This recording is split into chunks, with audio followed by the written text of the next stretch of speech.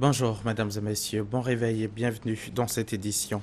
La situation de l'économie ivoirienne reste très bonne. C'est pour l'essentiel la déclaration qu'a faite le chef de la délégation du Fonds monétaire international suite à une rencontre avec le président de la République, Alassane Ouattara. C'était hier, jeudi 2 avril. On écoute Jérôme Kofi Abola.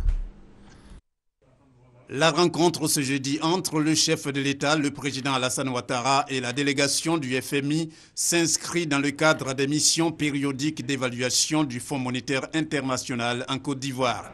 Délégation conduite par Michel Lazare. À l'issue de l'entrevue avec le président de la République, Alassane Ouattara, le sous-directeur du département Afrique du FMI s'est félicité de la bonne santé de l'économie ivoirienne. Nous avons fait un peu le bilan des travaux de cette mission du FMI, qui est là au titre de la 7e revue du programme économique et financier soutenu par une facilité élargie de crédit.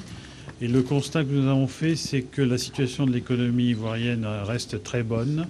Nous avons notamment vu que la croissance est restée forte en 2014, une croissance qui doit avoir et qui commence à avoir des effets positifs pour la population.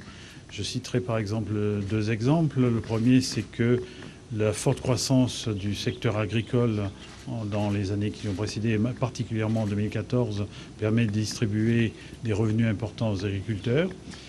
Et également, un certain nombre d'investissements publics commencent d'améliorer les services à la population, que ce soit en matière de transport, en matière d'éducation et de santé.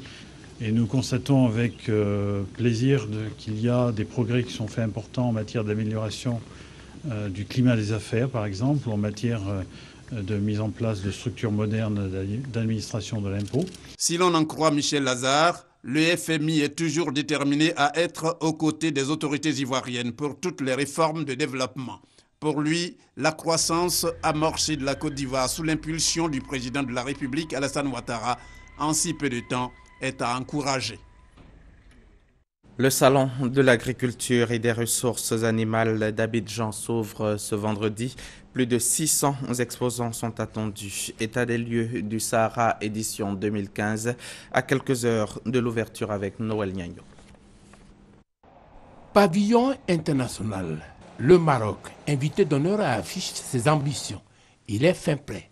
La France est en pleine installation, tout comme le Ghana, le Mali et le Togo. Au niveau de la Côte d'Ivoire, on s'affaire à mettre la dernière main à la pâte. Mais déjà, les écrans géants installés sous les abris affichent les ambitions des participants. Ainsi, peut-on voir ça et là les stands en finition, les décors, les affiches publicitaires, les pancartes et des échantillons de produits à montrer au public. Une chose est sûre, à quelques heures de l'ouverture du Sahara, Salon de l'agriculture et des ressources animales d'Abidjan, porteurs d'affaires, opérateurs économiques, sociétés d'État, secteur privé ou informel s'affairent pour tirer meilleur profit du Sahara 2015. Le Sahara, le salon de l'agriculture et des ressources animales, édition 2015, va donc se tenir du 3 au 12 avril prochain. L'événement veut faire la promotion de l'agriculture ivoirienne, mais il n'a pas eu lieu depuis 1999. Notre reporter Juliette Ouéa revient sur l'historique du Sahara. Après l'édition de 1997 et celle de 1999, le Salon de l'agriculture et des ressources animales de retour en Côte d'Ivoire pour l'édition 2015 à la suite de 16 années d'interruption dues à la crise ivoirienne. Après l'édition de 1999, le Sahara avait été projeté en 2001. Mais le coup d'État militaire de décembre 1999 et la crise militaro-politique de 2002 ont amené le gouvernement d'alors à reporter l'événement en 2003. La manifestation n'a pu se tenir car la crise a duré plus d'une décennie. Les précédentes éditions se sont déroulées au Parc des Sports de Treichville et ont accueilli 520 stands et 100 000 visiteurs en 1997 contre 680 stands et 101 exposants en 1999. Au niveau des pays étrangers participants, 32 ont été enregistrés à la deuxième édition contre 20 à la première. L'Égypte, la France et l'Allemagne étaient les principaux pays invités en 1999 pour un budget de plus de 900 millions de francs CFA. Thème des deux précédentes éditions, la modernisation de l'agriculture ivoirienne pour l'année 97 et l'agriculture à l'aube du XXIe siècle pour 99. Selon Lambert Kwasi-Konan, ministre de l'Agriculture et des Ressources animales, pendant ces deux éditions, le secteur agricole représentait 30% du produit intérieur brut, offrait 60% des emplois et fournissait 65% des recettes d'exportation. La cérémonie de clôture du Sahara 99 par le Premier ministre d'alors, Daniel Kablan-Duncan, avait été l'occasion de remettre des prix aux meilleurs exposants. Pour l'édition 2015, plusieurs pays, dont le Maroc, le Tchad et la France, vont exposer leur savoir-faire en matière d'agriculture et de ressources animales. Plus de 500 000 visiteurs sont attendus dans la commune de Port-Bouët, site d'accueil de cette troisième édition. Au programme, des ateliers, visites guidées et autres panels relatifs notamment à la valorisation des produits agricoles. Le Salon de l'agriculture et des ressources animales 2015 aura lieu du 3 au 12 avril prochain autour du thème « Promotion de l'investissement agricole durable ». Ouverte le 25 mars dernier, la deuxième session extraordinaire de l'Assemblée nationale pour examiner la modification du code électoral a clos ses travaux hier jeudi 2 avril. C'est à l'issue d'une plénière qui a mobilisé environ 240 députés. Ils ont voté à l'unanimité les 17 articles nouveaux intégrant au code électoral, les acquis des ordonnances de sortie de crise, les clarifications des notions et adaptations de délais, source de polémique. Léon Brou. Possible en cette année 2015 d'espérer des élections tout au moins apaisées avec des résultats acceptés par tous. Un nouveau code électoral à cet effet vient d'être adopté à l'unanimité d'environ 240 députés sur les 251 siégeants. C'est en fait le test de 2000 modifié en 16 articles 7, 9, 11, 15, 21, 35, 37, 52, 56, 59, 60, 68, 80, 86, 101, 116 et 144. Ce code électoral, la nouvelle version, intègre les acquis des dispositions de sortie de crise et des amendements pour clarifier des notions et délais dont l'application a été source de difficultés au scrutin dernier. Ainsi, au Conseil constitutionnel, la commission électorale indépendante devra transmettre les procès-verbaux dans les 3 jours suivant la proclamation des résultats provisoires et non les 3 jours qui suivent le scrutin. La publication de la liste définitive des candidats à l'élection présidentielle intervient au plus tôt 45 jours et au plus tard 15 jours avant le premier tour de l'élection. S'agissant des électeurs, ils pourront désormais s'inscrire dans la circonscription de leur choix à condition d'y disposer des intérêts.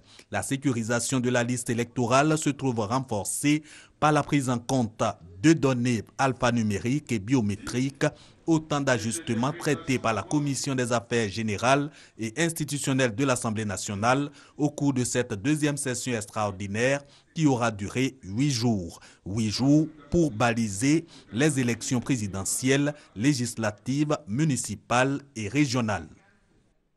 6 nouvelles personnes naturalisées ont été conviées mercredi au ministère de la Justice pour recevoir leur certificat de nationalité. Cette cérémonie symbolique s'est faite en présence du ministre de la Justice, des Droits de l'Homme et des Libertés publiques, Nyenema Mamadou Koulibaly. Il s'est agi pour le ministre en charge des Droits de l'Homme de montrer aux étrangers que l'acte portant sur la naturalisation par déclaration demeure une réalité. Mrodassa, Christelle Menant. Ils sont 6 d'origine capverdienne, sénégalaise, burkinabé ou nigérienne. Désormais ivoiriens, ils ont auparavant fait une demande de naturalisation par déclaration, comme les 100 000 autres pétitionnaires enregistrés après le lancement de cette opération en avril 2014. Émue et fière enfin de l'avoir. Je suis née en Côte d'Ivoire. Et je me sens vraiment ivoirienne. Donc quand cette loi est passée, je me suis sentie vraiment obligée de faire cette démarche. Cette remise symbolique de certificat de nationalité, le ministère de la Justice, des Droits de l'Homme et des Libertés publiques l'a voulu ainsi, pour rassurer les populations sur le dispositif de naturalisation adopté par la Côte d'Ivoire.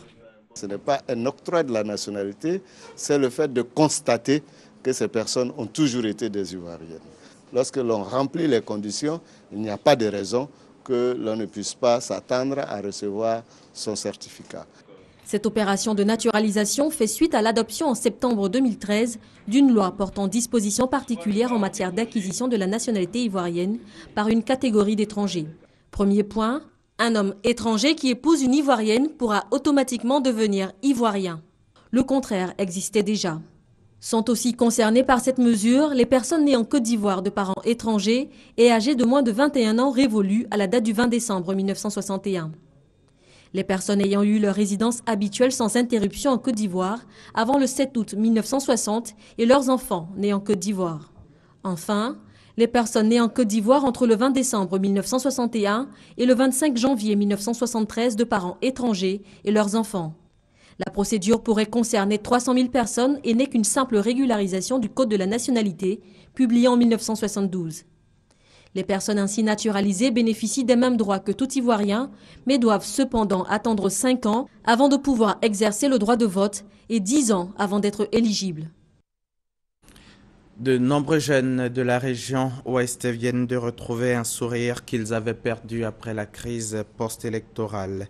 Dans un contexte de retour à la normalité, ils ont bénéficié de divers projets de réinsertion socio-économique grâce auxquels ils peuvent se prendre en charge. C'est grâce aux actions du PAPC, le projet d'assistance post-crise, qui a initié en faveur des déplacés internes des projets de relèvement économique. Opération d'entretien dans une parcelle de reboisement de la Sodefort. Bienvenue à Guiglo dans la région du Cavalier à l'ouest de la Côte d'Ivoire.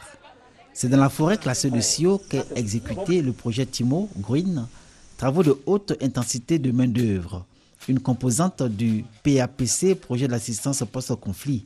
Près de 400 personnes issues des villages riverains de la forêt classée de Sio ont été engagées après sélection par tirage au sort dans leurs communautés respectives pour 6 mois.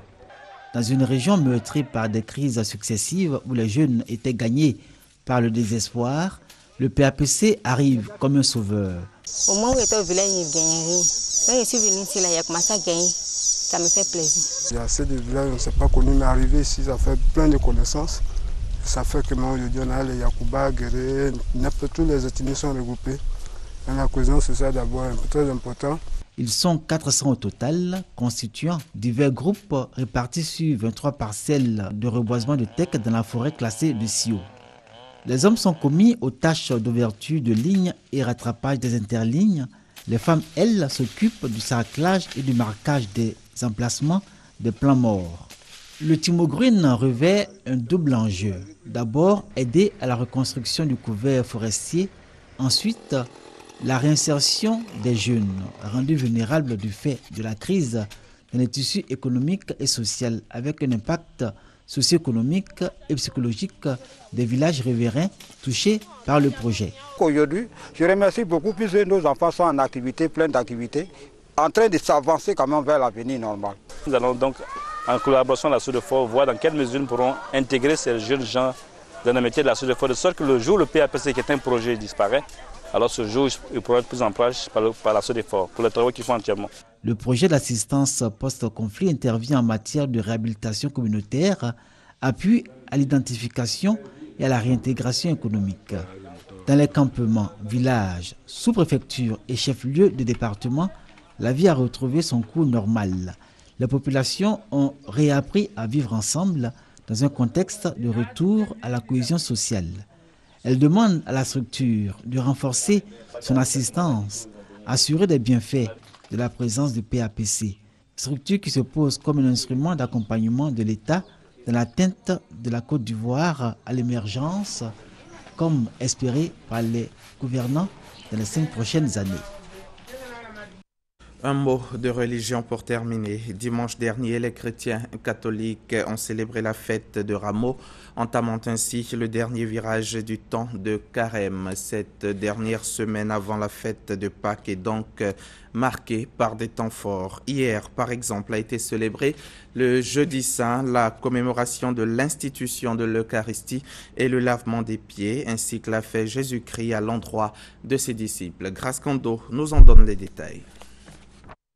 Le Triduum pascal est la dernière ligne droite de la marche vers Pâques. 3 jours d'intenses prières marqués par 3 éléments essentiels, notamment le jeudi saint, jour où le Christ a institué l'Eucharistie et lavé les pieds de ses disciples.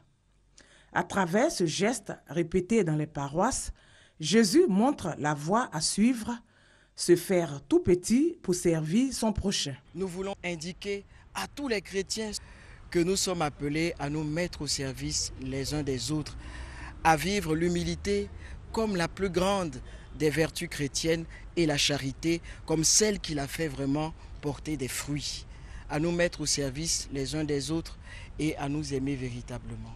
Qu'au cours de ces célébrations, de ces fêtes pascales 2015, chaque Ivoirien, chaque chrétien, chaque homme de bonne volonté puisse se rappeler que le plus important, c'est d'aimer l'autre et se donner pour lui à travers tout ce qu'on pourra lui apporter comme geste d'amour et de charité.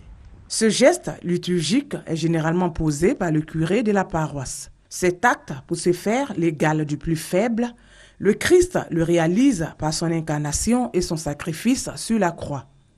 Les chrétiens sont donc invités, à la suite de Jésus, à sortir des sentiers battus pour s'intéresser à leur prochain. Fin de ce journal. Bon vendredi sur RTI 1.